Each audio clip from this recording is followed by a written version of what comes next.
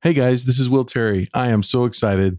My Kickstarter is now live for the Complete Kickstarter Playbook. It's a timeline checklist and guide to running a successful crowdfunding campaign for artists. This is the companion volume to my book, What They Don't Teach in Art School. So go check it out. Hello, everybody. Welcome to 3 Point Perspectives, the podcast about illustration, how to do it, how to make a living at it, and how to make an impact in the world with your art. I'm Jake Parker. I'm Lee White. And I'm Will Terry, and all three of us are professional illustrators. We've all illustrated for all the major publishers in the business. We've illustrated somewhere around, let's say, 75 books. That sounds about right this week. Mm-hmm. That does sound right. We have all taught illustration at universities.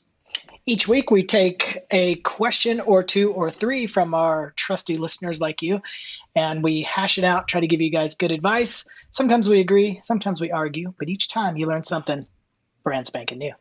Mm-hmm. Do we want to talk a little bit about how to ask a good question?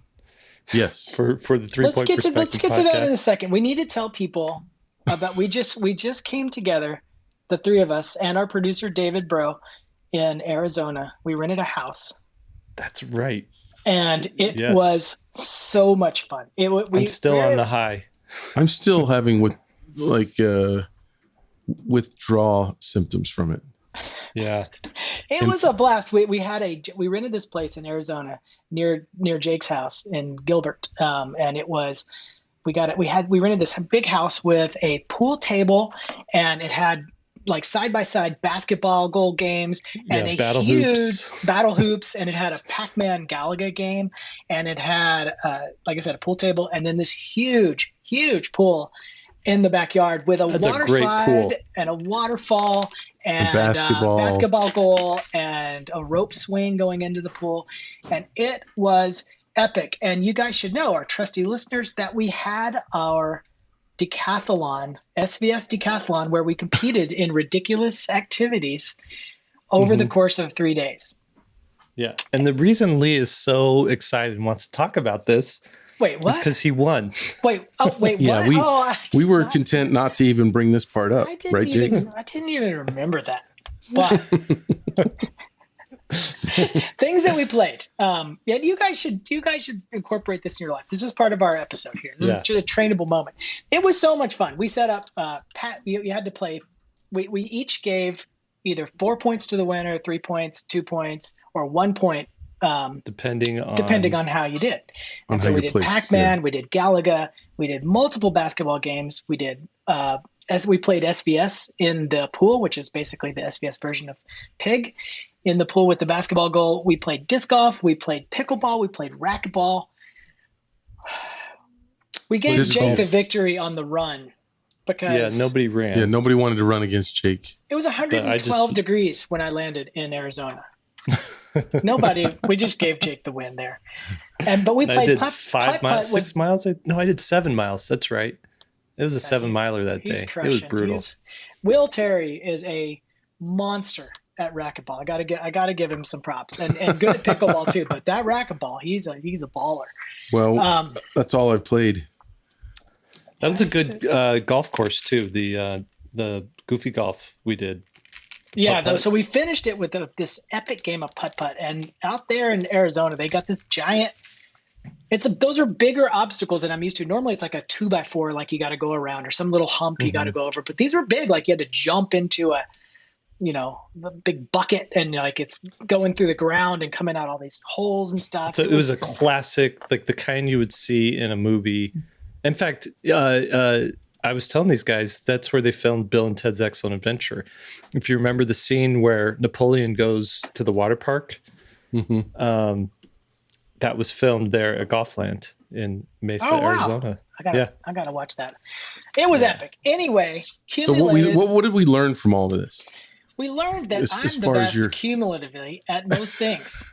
As far as your art skills go, does it matter if you're good at sports? No, but you should have fun. That's the point of this whole little part. You should just get out there and have fun. Don't be boring and just stay inside and do art all day. I'll tell you what my takeaway was. You ready for this? I came home from that thinking, man, I live such a one-dimensional life. All I do is like family stuff and work stuff. and I don't do racquetball, I don't do frolf, I don't do like any of these other things. I'm like, maybe I need a little extra something in my life that isn't work and it isn't like family. I don't know. My wife was like, "Yeah, you're doing fine." Jake was sort of a letdown. Jake was the cow's tail in almost every single event. Jake was really excited when he got third. That shows you. But what's funny about it is he probably has. I mean, he definitely has the best career out of all of us. No, I mean, let's admit it. We're let's all admit on the same level. We all make the same amount of money. Nah, pretty much. It shows that you spent most of your time doing art. And we pursued these stupid things that don't yield any income. We've wasted our lives, Jake. We've wasted our lives in the pursuit of trivial sports. Well, we could have been better with our art. But at some point, we'll all be retired, and I won't know what to do with myself, and you guys will be out playing racquetball or pickleball and frothing it up. All the stuff, yep. And I'll just be like, what do? I don't even know what to do. Gather around, grandchildren. Listen to tales of me being an illustrator. That's okay, Granddad. We already heard those. See you later. So here's the thing, you guys. We're getting these questions, and they're great questions for the podcast, but some of them are 2 pages long, and even with the apology at the end, like, thank you for reading this long letter, it's so hard for us to condense it down to a podcast. So we want you guys to edit your questions a little bit more. I will say this. If you're two things. Number one, if you really need like quick advice is going to help you this week, sending a question into a podcast is not going to satisfy that because I don't know any podcast that gets a question and then that episode comes out that week and it's answered. There's always several week lead up time, and you don't know if your question's in the queue, and you know there's 20 questions before you that need to eat through episodes. So questions that are like, you know, that are very general or maybe specific to your career, but don't, you know, you're not like, you don't need an answer in 24 hours are like the perfect thing for this podcast or for any podcast, because we're going to be able to answer it. You're going to be able to get help from it, but also people in your similar situation are going to get help from it. So that's one, is just know that the turnaround time for a question getting answered is going to be several weeks to maybe a couple months, depending on how backed up we are. Mm-hmm. Number two, the more succinct and to the point your question is, the more likely it's going to be answered on the podcast. The more paragraphs you add, there should be a 2-paragraph limit probably in your mind. Right. But well, the thing is, you don't want to get conversational in the email. You want to state, hey, here's the problem, and here's a couple of details. I mean, you can even bullet point it, and then that way we've got something to grab onto really quick. But the problem is some of the really long ones get almost conversational, like you're telling it to a friend over the phone or in person or at the coffee shop or something. It's hard for us to distill it down to the essence of what is actually being asked.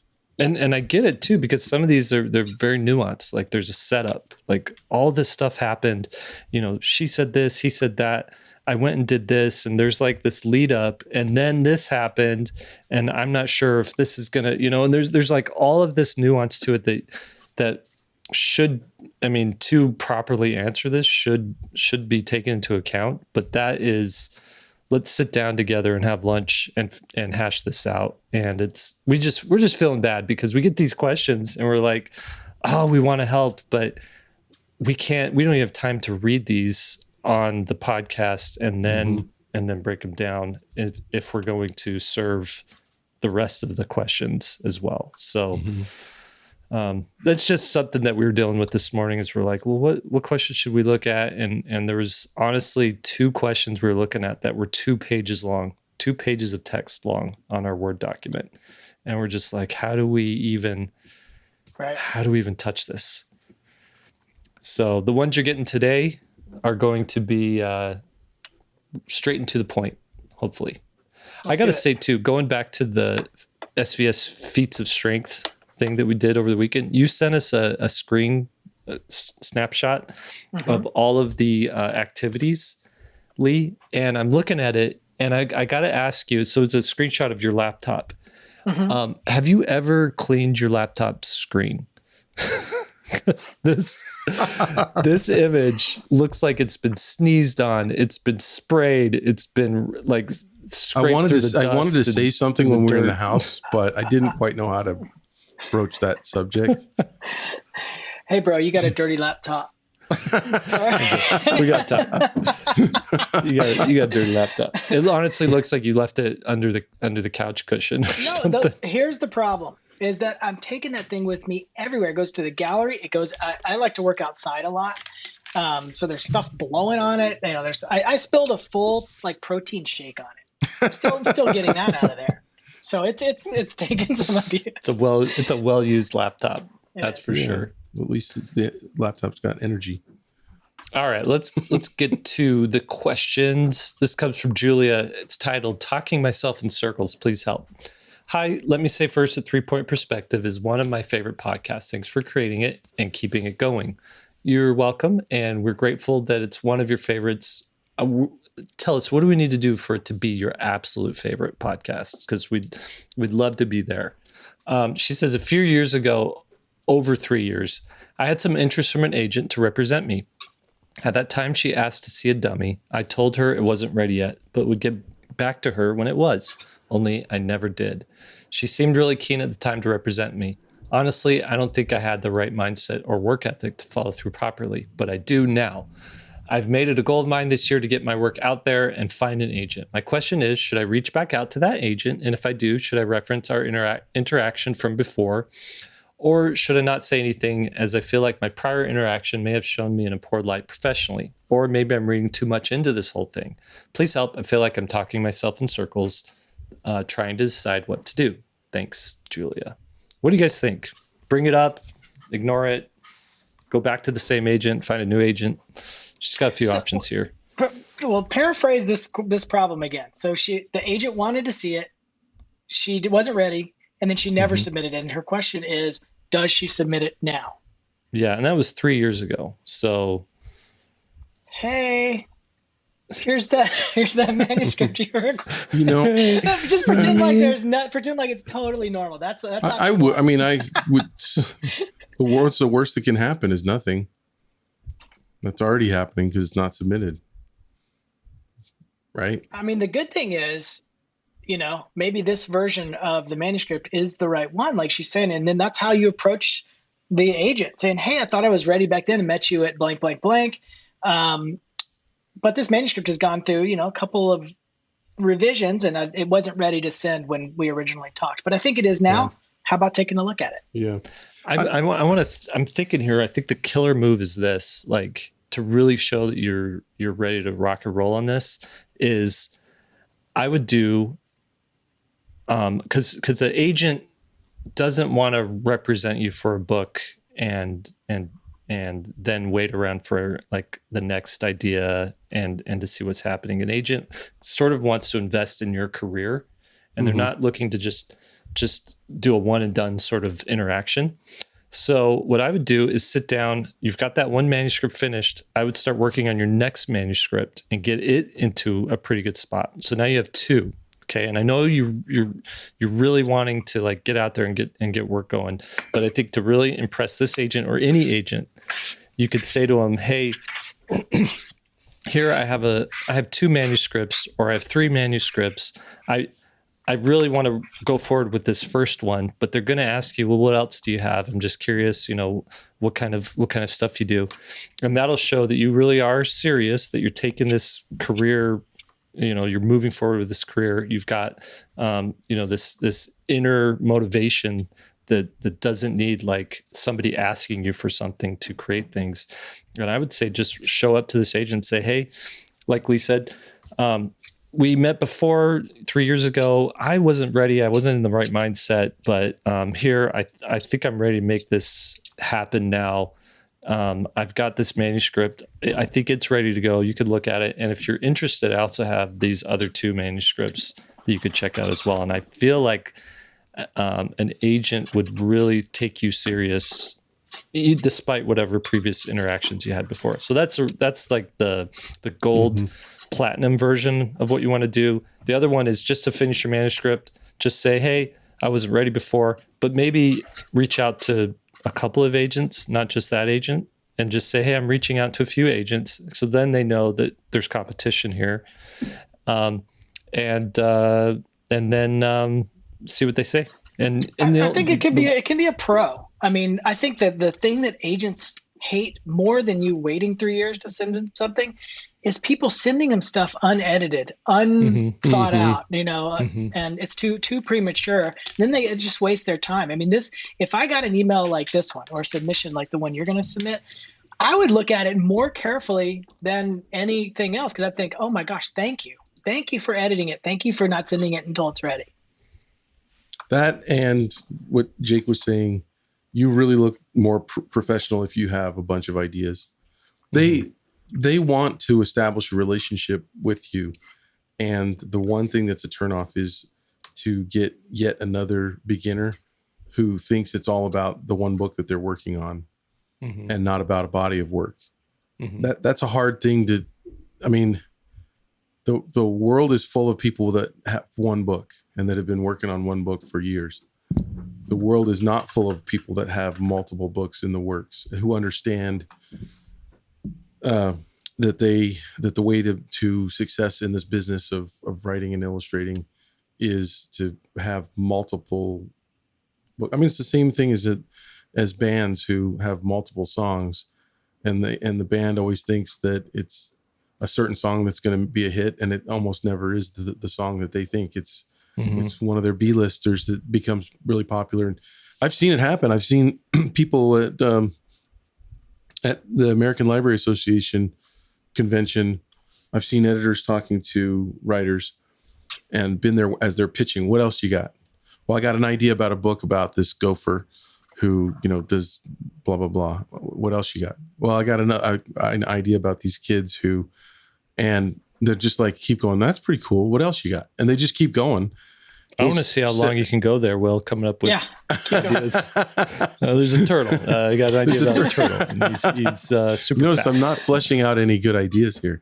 But no, and then they'll say, send me the gopher one, or send me the, and if you don't have things for them to pick through, if you've got their attention, use it. Yeah. Cause if this agent's, knows her stuff, she sees the entire landscape, and she's already had, lunch with 5 editors, that week. And they're all saying, man, we're really looking for rabbit stories. Do you know anybody that's a rabbit story? And you're going to show up, and maybe you've got a turtle story, a gopher story, and a rabbit story. And you're leading with your turtle story. And they're going to be like, well, what else you got? Well, I got this rabbit story. And they might say, yeah, heck yeah. I know what to do with that rabbit story. The stuff like that happens all the time. And it's all cyclical too. Rabbits are going to be in one year. It is. And what often leads that is that some publisher has a hit with a rabbit book, and the other publishers want to chase some of that market in competing for that same thing. So, or the opposite happens, where a rabbit book is really popular, and they're like, we don't want to do rabbits. But the more that you have options, the better. So yeah. This is a tangential story, but there's this turtle that I'm super pissed off at. An actual turtle, like in your neighborhood? Yeah. Really?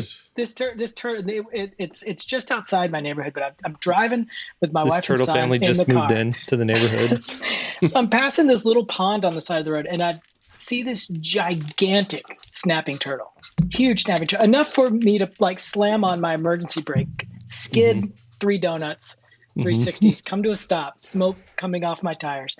I'm like, oh my gosh, did you guys see that huge snapping turtle? Nobody saw it, of course. So I'm like, I got to show you this snapping turtle. So I put my car in reverse, and I'm trying to get close as I can to the turtle, who's on the bank of this little lake, and my car goes off the ditch. And my back wheel drops into like the little drainage ditch, and the drain rips through my tire. Tire's instantly flat, completely flat, because of this turtle. Anyway, that's going to be my next children's book. So you're blaming your bad driving skills on a turtle. I'm just saying, if he wasn't there, I wouldn't have backed up. Have you seen what those turtles can do? Those snapping turtles can actually do. His head is like this big. Yeah, they can take your finger off. Huge. Yeah, one guy I knew had one. Turtle. He had caught one. He kept it in like this water, like concrete water trough that he had in his backyard. And he's all, check this out. He had this like this accent. He's all, oh, look at him snap us, right? and he sticks a broomstick down in there, right? He's holding it by a shell, or maybe I had the broomstick. Anyways, I held the broomstick up to it, and that thing lurched out, chomped down on the broomstick, and just took like an inch chunk out of the center of it. No problem. Like it was biting into butter. They're prehistoric. Did it take the end off, or could you pick him up with the broomstick? As it with him holding it's like he's like a pit bull. He's just hanging on there, just shaking. Well, good, he's just shaking his head back and forth in front of this turtle's head. He's going to grab on. I'm just going to sling him. Yeah. I don't know. I don't know if I'd do that. Like, it's be nice to the animals. All right. Just know that I'm eyeballing that turtle. Turtle 1, Lee 0 so far. If something happens to Lee in the future and he doesn't show up for a podcast episode, just search for him in a ditch with a snapping turtle attached to his face. I'm going to do battle. I'm just telling you. Okay. Next question from Ben. Hi, guys. I've been doing a lot of drawing and trying to get out of my comfort zone. The problem that I'm running into is I want to use references to make my drawings a lot better. But whenever I use a reference, I'm not sure how much I need to change a reference in order to feel like I'm not stealing someone else's work. Like if I'm drawing a dog and find a photo of a golden retriever, is it considered free game if I use the same pose and make it a German Shepherd instead? Or say I draw the golden retriever in the same pose, but then I put weird stripes and horns on it. And maybe it's just that I'm not experienced enough to know how to manipulate references better. I just feel like I'm running into a wall each time I try to use reference material for my art. Thanks for your help. I have some advice on that. And that would be, do drawings from your drawings.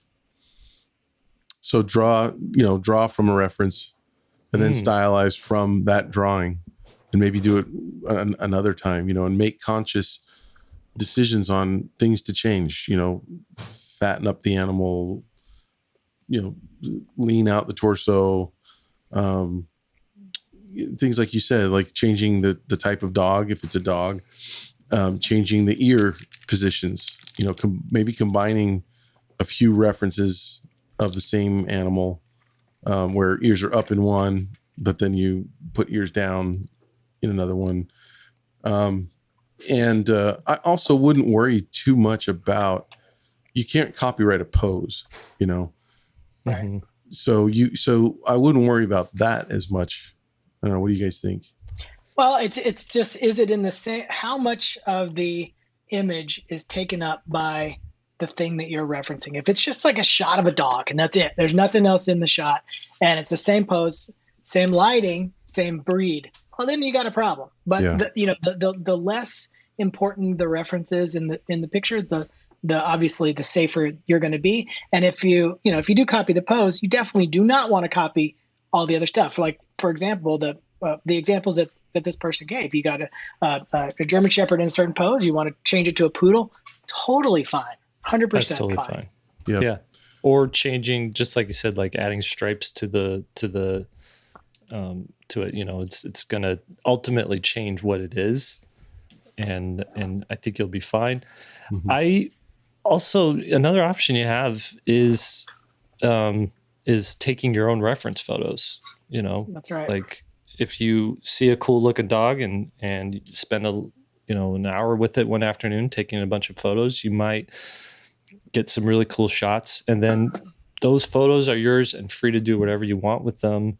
I think as an illustrator, unless your style is super realistic or representational, you're not going to want to lean in too hard to making your art look like that photo in the first place. You're going to want to stylize it a little bit.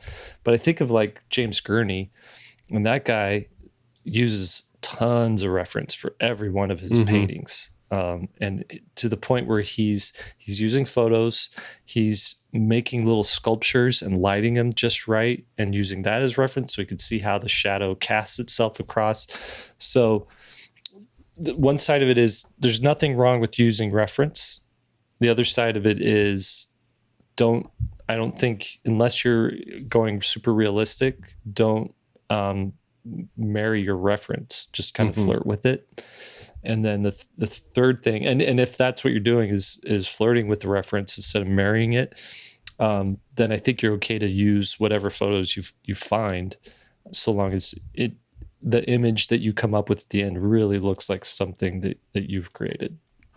And the litmus test there, I think, is if you show somebody the image and they say, "Oh, that's like that picture from that I saw in Time magazine." If everybody knows what the reference is, then you're not far enough away. And people run into that when they're trying to do likenesses of celebrities, and there's only a certain amount of reference available. Like if you're doing Marilyn Monroe or Elvis Presley or something like that, there's a couple of shots that people go to, and if I can reference that shot from looking at your image, too close. You got a problem. This might be a good time for a PSA on this, because a lot of people probably that are new to illustration or that are wanting to get into the business may not know, but you can't just copy someone else's photograph without risking legal recourse. And so, yeah, you want to change things enough to where I think the basic rule of thumb is that no one can look at your image and look at the reference that you used and go, well, I can line it up. I can, in Photoshop, I can superimpose one over the other and just see it right there. You got to change enough. And also if it's like Lee said, if it's a famous character, you're especially a character that's passed away where there's only a certain number of photographs. That's where you're really probably just should avoid that altogether. But with a dog, I mean, that's a pretty easy thing. There's. Yeah, I don't think he's talking about dogs specifically, but yeah. But just in general, it's a slippery slope. The farther you get away, and the more we'll hit it right on the head. I think when he said use multiple reference, and that's the easiest way. Yeah. To totally, come up with new stuff. Okay, so this is a question from Casey. It says, license to drive. So to get straight to the point, I love it. Getting straight to the point. I feel that I am a fairly above average illustrator. I love making art, and I really would love to make it a career. Currently working as a manager at a grocery store. But when I finally have a day off of work or get home early enough that I don't have to go to bed immediately, it's so hard for me to sit down and draw instead of relaxing. Then by the time my free time is waning, I feel bad that I didn't get any art done and that I'm just wasting my own time. And it gives me a sense of self-annoyance and anxiety about what I'm doing with my life. I guess the question I'm trying to ask is, how do I cultivate a work ethic? How can I create my own drive and focus? Is there a way to help me help myself, or am I just doomed to have art that only exists at a hobby level? Thanks again for all you guys have done and continue to do. Signed, Casey. Let me answer this one. Yeah. Can I take a quick stab? Mm-hmm. They're saying that their time to do artwork is when they come home, right? After work. Mm-hmm. That's the problem right there, is everybody has a rhythm where they are either have energy or they're tired or whatever. For me, like 6 to 10 a.m., that's my power hours. I can crank through. I've got tons of energy. I feel creative. I feel good. You get me at 2 o'clock to 5 o'clock. That is, I have trouble. I've now started just napping because of how ineffective I was. I literally just said, you know what? I'm so tired. Why don't I just go to bed? And that's actually been good, because then I get a new block of creativity and freshness after I take a nap. But everybody's got those rhythms. Some people work really great at night. It sounds like this person needs to just try to do it before they go to work, because there ain't no way you're going to have enough energy coming home from work. If you're tired already and you haven't relaxed, you're just not going to, you're not going to bring it no matter how much you try to force that. Yeah. I remember too, this, when I before I had a full-time art job, like I would draw on my lunch break, you know, like I would look for all these little windows to like create something, so that I this was when I was younger too. And then I would draw late into the night, but trying to find all those little cracks and crevices in your day that you could fill with drawing is one answer. But I want to just back up Lee, and that your most, like, studies have shown that like your most creative hours are the early hours of the day, because your brain is fresh, it's new, it's like it's just finished with sleeping, and sleeping is when all the toxins are like removed from your head, and you're ready to go, and your brain's just like more elastic and ready to go. And so you can get a lot of good stuff done early on. I also find too, when I do work late at night and I get into a groove, it's usually because I don't have anything like pressing against me, and I have just this freedom. So I'm not worried about answering emails because or getting phone calls or texts or anything, because who's up at midnight to do that kind of stuff or wants to get an email at midnight? So I can just like freely create. And that's back when I had, 20-year-old energy, right? now in my 40s, it's like, I just need to like recharge from about 6 p.m. on, and then see what I can get done in the morning. But what were you going to say, Will? One thing that I found that really helps with this, and it's not anything that you can do overnight, but it's to make sure that you're only taking on the kind of projects that you really love. Because one of the things that happens, or has happened to me in the past, where I felt a real lack of motivation, was it was the work that I had accepted that I really didn't want to do. So if you can have work that you can't wait to get to, that's going to help just as much as anything else. That's not always possible. Sometimes, you have to fight through. And quite frankly, I think every artist has to take bad work, or the work that they really aren't inspired to do, to learn, to get enough of that, to learn to turn it down in the future. That was me early on in the first 5 to 10 years. Is I would say yes to an assignment just because it paid money. And I needed the money, our family needed the money.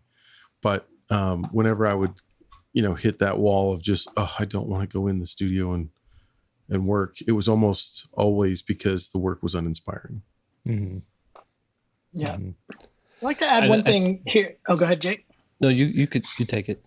Well, if you picture kind of like waves, like ocean waves, for example, you got highs and lows, and you got to pick those, like I was saying, throughout the day. But also there's that same pattern that exists within the different stages of work that you're working on. And I just want to bring that up, because even if and I agree with Will, you need to have stuff that you like and you're excited with, but don't think that because you love a project that's going to make it easy. Because some people think that, I thought I was into this project. Now it's hard. I'm running into that with my tarot deck. And I find that, the waves that happen with that are when I'm trying to figure out what I'm actually going to be drawing. So I'm in the thumbnail stage. It's exhausting. If I were to try to do a thumbnail stage after doing something strenuous throughout the day, or at the end of the day when I'm exhausted, nothing's coming out of that. It's just too hard. I've got to use too much brain power to figure out what's going to be in the image. Likewise, if I go to my painting stage, or even my like tonal study stage, that stuff's super easy for me. I could have a conversation. I could be doing this podcast and be painting and not thinking about it. And that's easy. And I can hit that when I'm at a lower level. So depending on how much energy you have, you can change the task to match it. Does that make sense? Yeah. I think too, like the work ethic part too, like, I wouldn't beat yourself up telling yourself you don't have great work ethic because you're not able to create when you're like super tired after working a full day at managing a grocery store. Like, don't beat yourself up for that. you're absolutely perfectly normal not having that. That said, if you start putting in these sort of these tactics that we're telling you, start, wake up early, go to bed early and wake up early and create before you go into work. Take on projects that you're excited about, but that you also, have the motivation to see through the end. If it's still not getting done under those circumstances, then there's some things that you're probably going to have to do to like develop that work ethic to finish things. And what I find for me is I work really well under pressure. And so if there's some sort of external deadline where I'm counted on to finish this thing, whether it's a commitment to a community or a commitment to a person or a commitment to a show. Like if you're preparing something for a Comic-Con, you want to, like, you've got a table, you've invested money, and there's just a deadline that you have to have a book done by then or a set of prints done by then or something, then I'm more likely to finish those things because I know I don't want to let down the people I've committed to make those things. So I would say give yourself some sort of accountability to do it. I would also limit I would give yourself some constraints as far as amount of time to finish something. So a lot of times people are like, I'm going to do, the Great American Novel. I'm going to sit down and write this 600-page book, or I'm going to make a graphic novel, this 200-page graphic novel. I'm just, I'm going to do a page every 2 days. And I'm going to do, what I would do is narrow your scope and instead say, I'm going to make this thing that I can do in 1 month. What can I accomplish in 1 month? And work towards finishing that and reward yourself for doing that. The finishing the thing is a reward in and of itself, but also, promise yourself some sort of delay of gratification that you'll be able to get. Then I get to watch the movie I've been wanting to watch. Then I get to play that video game I've been wanting to play once this project's done. And so that sort of trains you, I think, into the idea that work comes before play, right? Mm-hmm. And work is and accomplish this thing is sort of this thing that has to happen first. Limit your you could also limit your materials for it. A lot of times we have Photoshop in front of us with 1 million colors and 1 million brushes and 1 million canvas sizes and 1 million layers and all that stuff. And that can be, daunting and overwhelming. And so maybe you just say, I'm going to create this thing with 2 brushes and 5 layers or something like that. And those That's limits can also, great point. Yeah, they can help you finish something in a faster amount of time, but also, I don't know, make you a little bit more creative and problem solving in those. For my early stages of work right now, I'm going back to just a pencil and a sketchbook. That's it. No fancy stuff. And man, it's so much, because I realized on the computer, kept getting these pop-ups and messages and emails I need to do. Oh, I got to sign my son up for this camp. All this kind of stuff with the computer. It's like, I just got to leave this behind. Yeah. One thing I'll add too, that the more specific the task at hand, the more likely you are to do it. At least that, I'd love to hear what you guys think. But like for me, if I'm thinking, man, I need to get home and do that graphic novel, that's super abstract, and your brain's going to say, no, that's way too much. That's heavy lifting. But if you say, hey, I got to go, add tone to page 34, that's really specific. And then you can kind of say, okay, your brain can wrap around whatever the task is. And so I find that the more specific I am with the thing that I need to do, the more likely I am to do it. That's such a good point, because I just listened to an interview with Todd McFarlane, who made it huge in comics in the 90s, and he's still a big deal, right? He started Spider-Man, and he made Spawn, and he said that his, what did he call it? It was like his prayer, I think is what he said. My prayer every day was finish a page. just one page. I didn't worry about the book.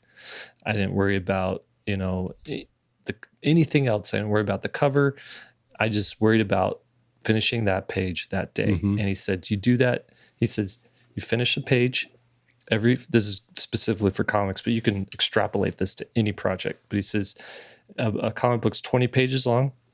You do 1 page every day, and you could take your weekends off and recharge, and you've got 20 pages done at the end of a month, and your book, your comic book can go out. And he said, if you're doing the cover, then you just work on this one Saturday. Set one Saturday a month is I'm doing a cover illustration. And that's how that guy has done hundreds of comics over the years. It's great. So one last thing that I'll add to it is I believe that your capacity to produce is something that you train yourself to do. And the reason I believe that is when I was in school, I could work on a painting for at most 2 hours.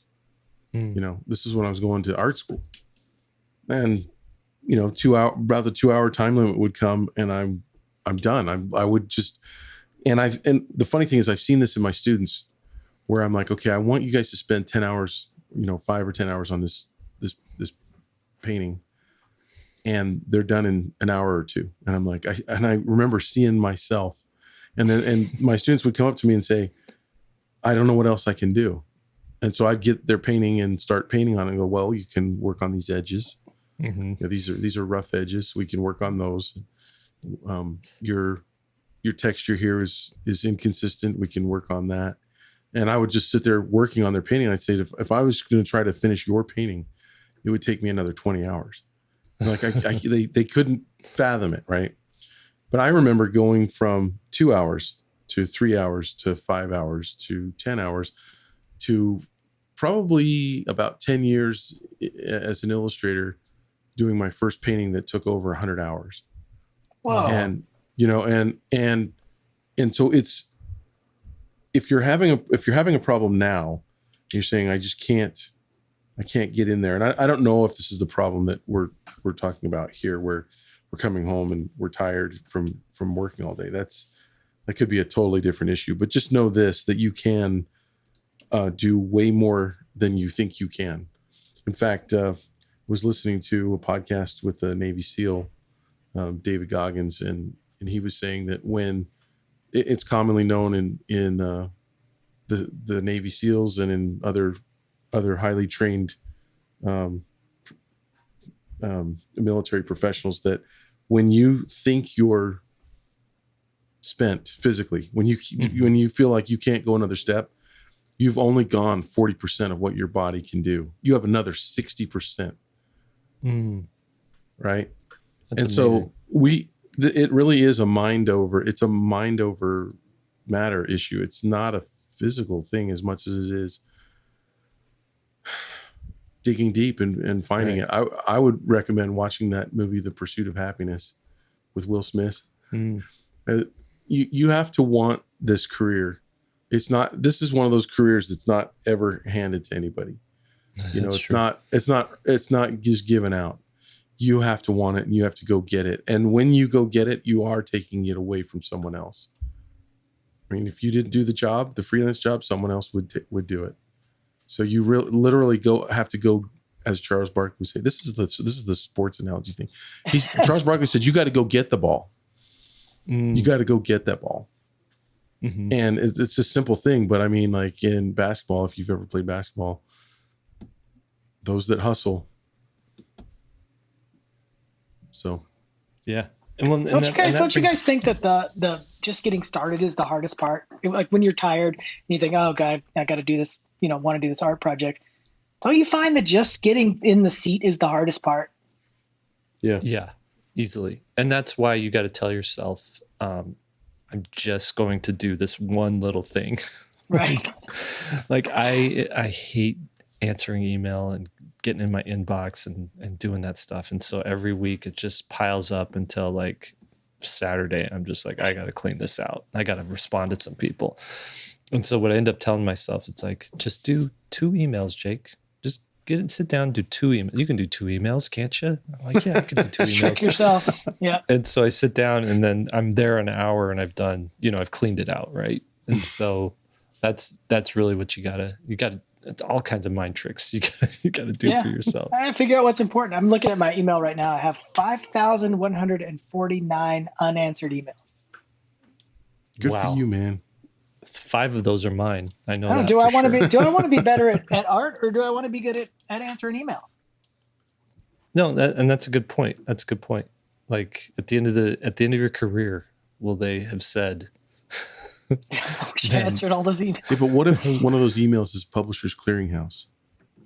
Right. There could be all kinds of offers in there. I mean, but there's also bad news. I just would rather just turn it off and watch them accumulate. I want to bring up one last point, and we'll it speaks to what Will was saying, and that's like, you got to chase the ball, and if you really want this, you got to go out and get it. And it might be that you like, art is a hobby, and if you pursue it as a career, it might ruin it for you. Like, you might not enjoy it anymore. Great point. And I've seen that happen to people as well, where it's like, I used to love drawing, and then I started doing it for a living, and now I just need to go do something else. And so what I would do is kind of fill it out, find yourself, and it's okay if you doing one illustration a month for fun is all you need to do, and maybe that turns into something over time. But you don't have to force yourself into this lifestyle. Mm-hmm. You know, you can have it be a fun thing. Like, not everything has to become like your job. Mm-hmm. Doesn't have to have money attached to it. That's a great point. All right, I think that's it for today, guys. Should I take us out? Yeah, take us out. How long is that, dude? You don't think we got enough time for one little quick hit? How many points should Jake get for taking us out?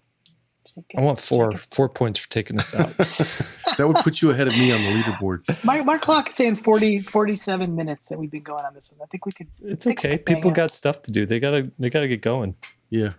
All right. Just know that I wanted to go the extra effort and go get the ball, but I don't have another question lined up for us. Yeah. All right, see, take us out. All right, everybody. Thank you for joining us. 3-Point Perspective is made possible by SVSLearn.com, where becoming a great illustrator starts. And your hosts today have been Will Terry, Lee White, and Jake Parker. Will Terry can be found at willterry.com or at willterryart on Instagram. Lee White can be found at leewhiteillustration.com or at leewhiteillo on Instagram. And Jake, myself, can be found at mrjakeparker.com or at jakeparker on Instagram. Podcast produced by Daniel Tu. That's danieltu.co. You want to find more of his work over there. Daniel's a phenomenal filmmaker as well, and we appreciate all his help for us on this podcast. Special thanks to our production manager, David Bro, for all that he does to keep things running behind the scenes here, and another special thank you to our social media specialist, Lisa Fott, for all that she does to take care of things behind the scenes here. This is a team effort, and it wouldn't be possible with all these people not working behind the scenes. All right. So if you like this episode, please share it around, subscribe to it on whatever podcast listener device you choose, and leave a review. We love seeing reviews and love reading them, even the bad ones. We get a good chuckle sometimes, but also it does help us make the podcast better. So we'd love to hear what you think. And if you're wanting to join in on this discussion, log on to the forum over at svslearn.com, where we've posted this episode in its own thread. So you could chime in over there and let us know your thoughts. Maybe you have a different answer to one of the questions that we answered today. So we'd love to hear your thoughts and know what you think. All right. I think that's it. Thanks. See you guys next time.